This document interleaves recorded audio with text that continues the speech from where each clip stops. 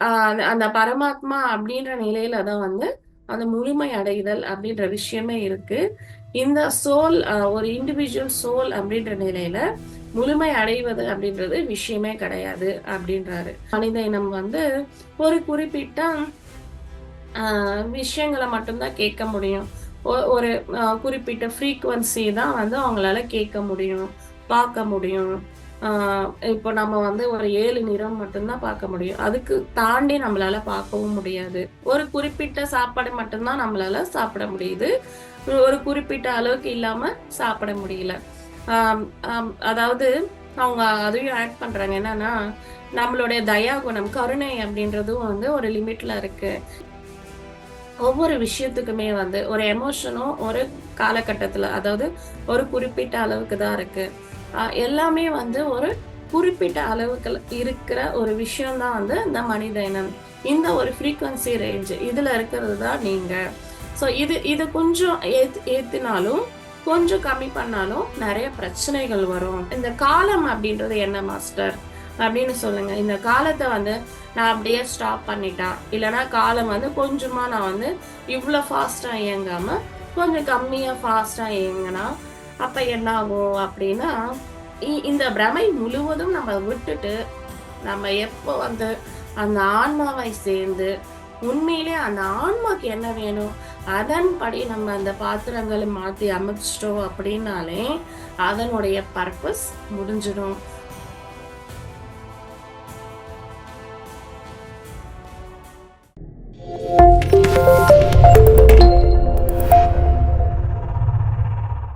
வணக்கம் மாஸ்டர்ஸ். அனைவருக்கும் வணக்கம். ஆன்மீக நண்பர்கள் அனைவருக்கும் வணக்கம். முழுமை அடைவது அப்படின்றது ஒரு விஷயம் கிடையவே கிடையாது. அ அ அந்த பரமாத்மா அப்படின்ற நிலையில தான் வந்து அந்த முழுமை அடைதல் அப்படின்ற விஷயமே இருக்கு. இந்த சோல் ஒரு இண்டிவிஜுவல் சோல் அப்படின்ற நிலையில முழுமை அடைவது அப்படின்றது விஷயமே கிடையாது அப்படின்றாரு. ஸோ அதுக்கப்புறம் இன்னமும் சொல்றாங்க. என்னன்னா, ஆனா, ஆ இது வந்து நம்ம முழுமை அடைய முடியாது. பட் அதுவும் நீயும் தனித்தனியா இல்ல. இப்போ அதே ஒரு துணிய வந்து நீ கிட்ட போய் பார்த்தா, அதனுடைய பேட்டர்ன்ஸ் எல்லாமே தெரியுது இல்லையா? அதுதான் நீ. இதே தானே எல்லா இடத்துலயுமே இருக்கு. ஸோ அதனால அ இது புரிஞ்சுக்கிட்டாலே அந்த பரமாத்மாவை நீ புரிஞ்சுக்கிட்ட மாதிரி தான். ஸோ ஒரு துகள அதாவது அந்த பரமாத்மாவே இந்த உலகத்தை அனுபவிக்கணும் அப்படின்னாலுமே, ஒரு கதாபாத்திரம் மூலமா தான் அனுபவிக்க முடியும். ஏன்னா, ஆன்ம நிலையில அதுக்கும் வந்து எந்த ஒரு உணர்வோ, எந்த ஒரு விஷயமும் கிடையாது. முழு சூன்ய நிலையில இருக்கு.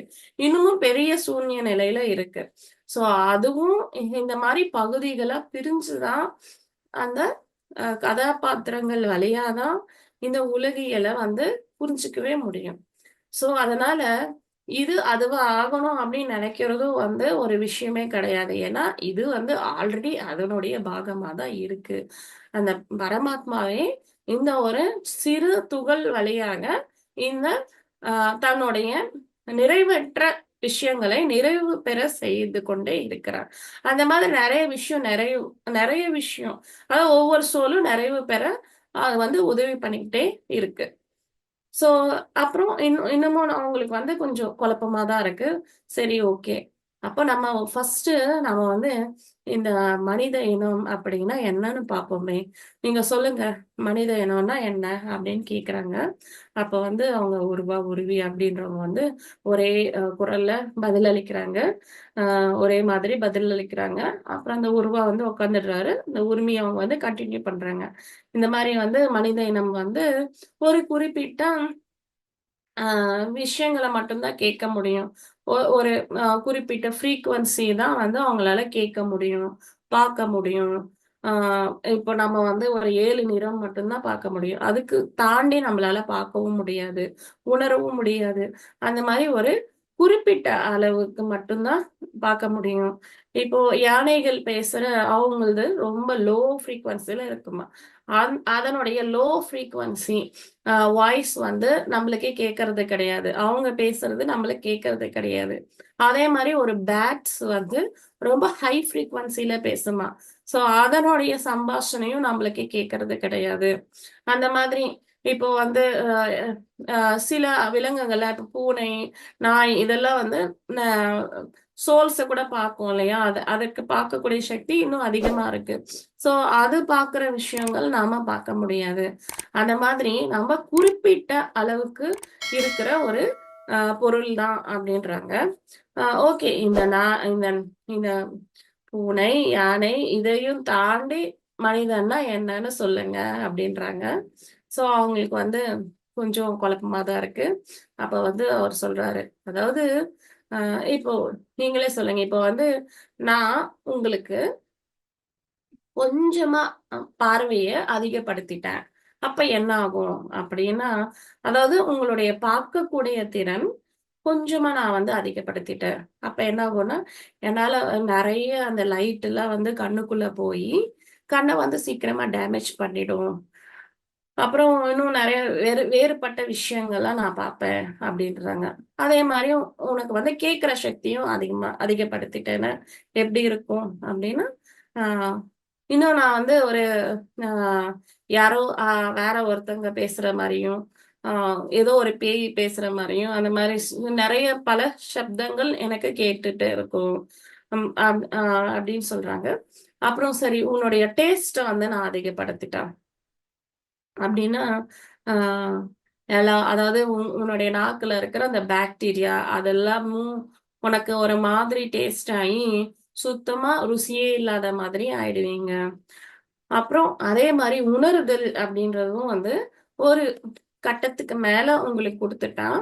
அந்த உணருதலும் வந்து இதே காலத்துல நம்மளுடைய ஆட்டம், அதாவது நம்ம மனிதனுடைய ஆட்டம்ஸ், அதாவது இந்த பிசிக்கல் வேர்ல்ட் நம்ம பார்க்குற அந்த டைமென்ஷன்ஸ், அந்த ஆட்டமுக்கும் சிறியதா இருக்கிற இ அ ஒரு ஆட்டம், இன்னும் கம்மியா இருக்கிற ஆட்டம் வந்து, இன்னமும் கனமான பொருளா இருந்தாலுமே, நம்மளுடைய ஆட்டம் சைஸ விட அது ரொம்ப கம்மியா இருக்கிறதால, அத வந்து அ நம்ம இப்போ உணர முடியல. இன்ஃபாக்ட் இங்க வந்து ஒரு மலைப்பகுதி இருக்கலாம். பட் ஆனா, அதனுடைய அட்டாமிக் சைஸ் வந்துட்டு, நம்ம பார்க்கக்கூடிய அட்டாமிக் சைஸ் விட கம்மியா இருக்கிறதால, அது வந்து நம்ம பார்க்கவோ, உணரவோ முடியாது. ஸோ அந்த மாதிரி தான் அ உங்களுக்கு வந்து உணர்தல் அப்படின்றது அதிகப்படுத்திட்டா, நெறைய வந்து அ உங்களுக்கு வந்து நெறைய டிஸ்டர்பன்ஸ் ஆயிடும். ப வேற ஒரு விஷயங்களையும் நீங்க உணர்ற மாதிரி ஆயிடுவீங்க.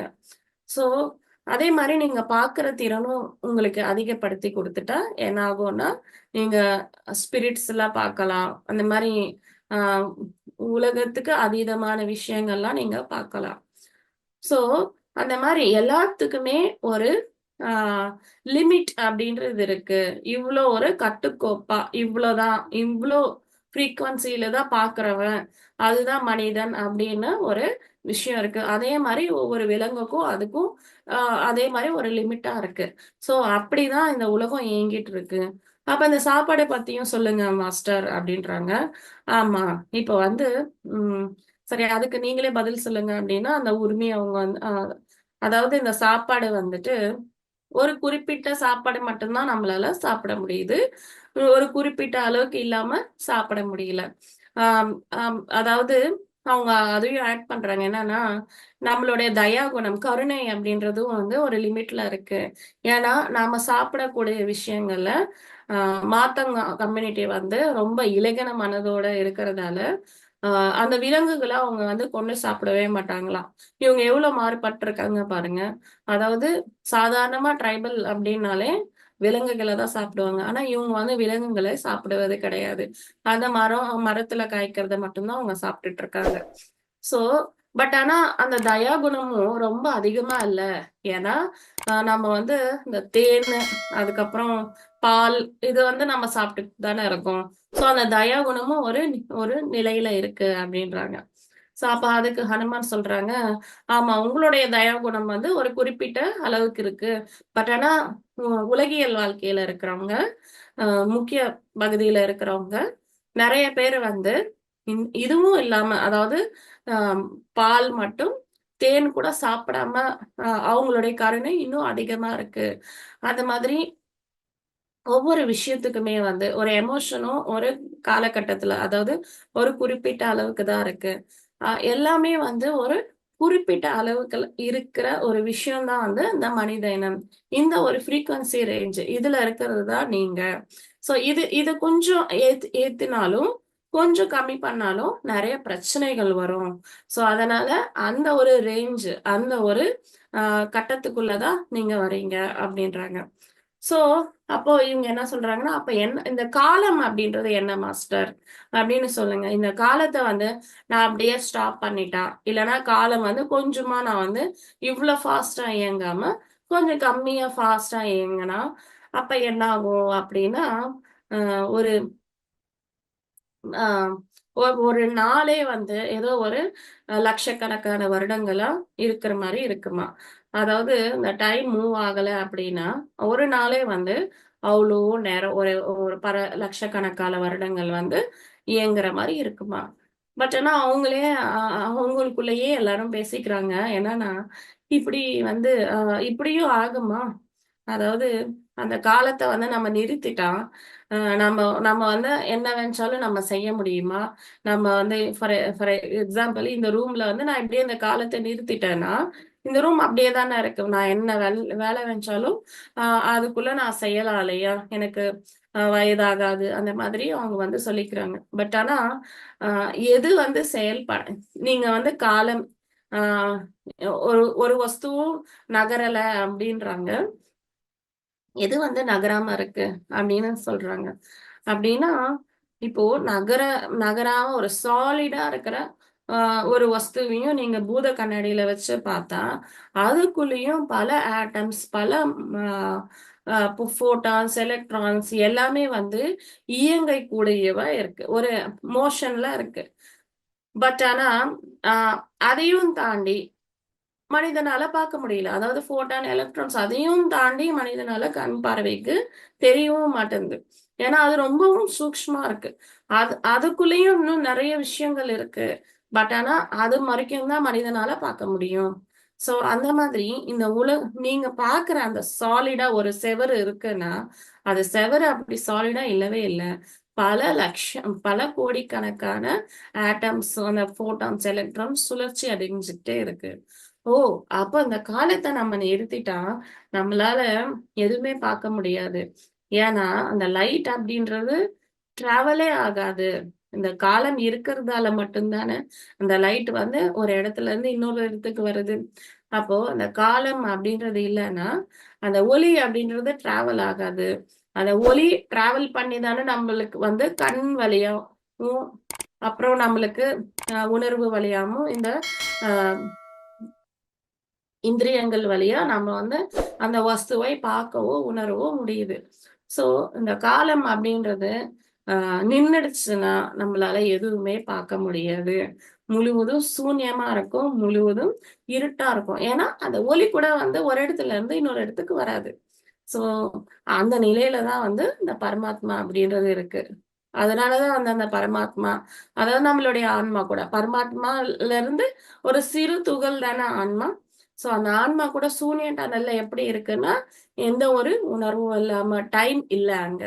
ஸோ, அந்த சூனிய டனல்ல இருக்கிற அந்த ஆன்மா வந்து, ஒரு உணர்வும், ஒரு டைம் எதுவுமே இல்லாமல், எந்த ஒரு இயக்கமும் இல்லாம இருக்கு. அது ஏதாவது அனுபவிக்கணும் அப்படின்னா, அந்த கால இலைகளுக்குள்ள வந்துட்டு, அத தொட்டதும் ஆனா அது எப்படி ஒரு மேக்னெட் வந்து அ அயரன வந்து வெளிய இருந்தே கண்ட்ரோல் பண்ண முடியுதோ, இந்த ஆன்மாவும் வந்து அந்த சூன்ய டனல்ல இருந்து அ வெளிய இருக்கிற அந்த கேரக்டர வந்து அதாவது அந்த டைம் அண்ட் ஸ்பேஸ் அந்த காலமும், இடமும் சேர்ந்து இருக்கிற ஒரு அ இடத்துல இருக்கிற ஒரு கதாபாத்திரத்தை, இது வந்து தன்னுடைய அதாவது தன்னுடைய கற்பனைகள் வழியா இது கண்ட்ரோல் பண்ண முடியும். ஸோ ஒரு ஆன்மா எப்படி இருக்குன்னா, அது வந்து எந்த ஒரு காட்சிக்கு வந்தாலும் போகலாம். ஃப்ரீ வில்லோட. பட் ஆனா, இங்க என்ன நடக்குதுன்னா, இங்க தான் ரொம்ப டிஃபரெண்ட்டா நடக்குது. நாம வந்து மறந்துடுறோம் நம்மளுடைய ஆன்மா அப்படின்னு நம்ம ஒரு ஆன்ம பொருள் அப்படின்றது. நம்மளுக்கு அந்த ஃப்ரீ வில் இருக்கிறது வந்து ஒரு குரு வந்து நம்மளுக்கு சொல்ற வரைக்கும் நம்மளுக்கு தெரியறது கிடையாது.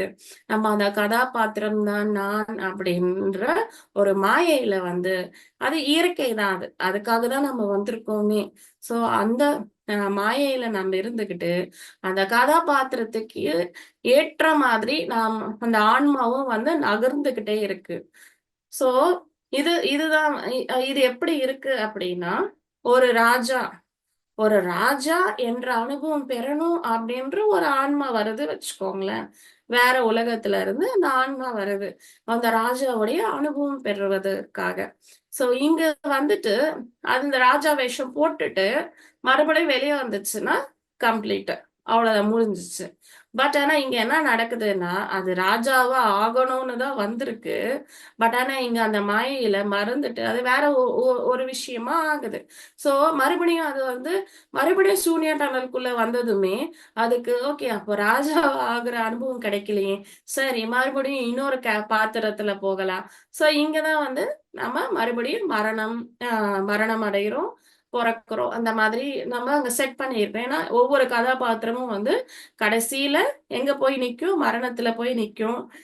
இல்லன்னா என்லைட்மென்ட்ல போய் நிக்கும். 2 தானே வழி.